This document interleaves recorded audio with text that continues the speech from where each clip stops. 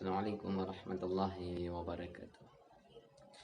Alhamdulillah, wassalatu wassalamu ala rasulillah wa ala alihi wa ashabihi wa man tabi'ah ila yaumil qiyamah.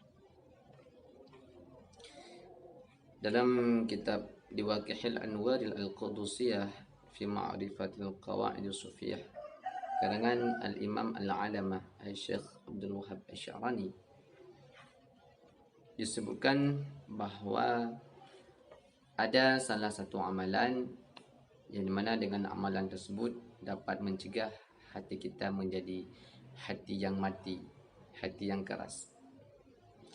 Di mana disebutkan lamma balaghana anna Aba Muhammad Al-Kitani ahada masyayikh tariq ra'a an-nabiy sallallahu alaihi wasallam fil manam faqala ya Rasulullah ud'u Allah li alla yumita qalbi faqala ya Aba Muhammad qul kulla yaumi 40 marrah ya hayyu ya qayyum la ilaha illa anta yuhyi qalbak.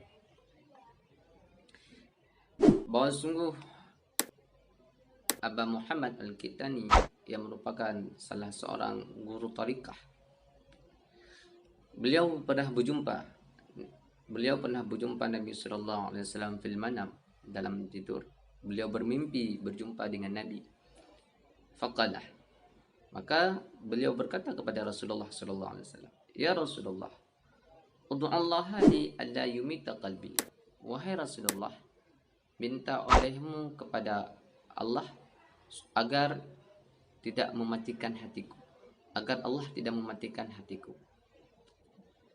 Faqala, maka berkata Rasulullah, ya Aba Muhammad, wahai Aba Muhammad, qul kulla yaumi arba'ina marrah.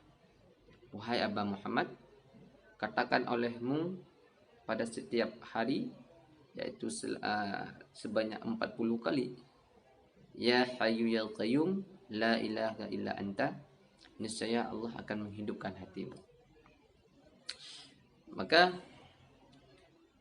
salah satu zikir yang dapat menghidupkan hati kita, yang dapat mencegah hati kita daripada yaitu hati yang mati, hati yang keras, yaitu dengan senantiasa mengamalkan ya Hayyu ya Qayyum la ilaha illa anta, yaitu 40 kali dalam sehari.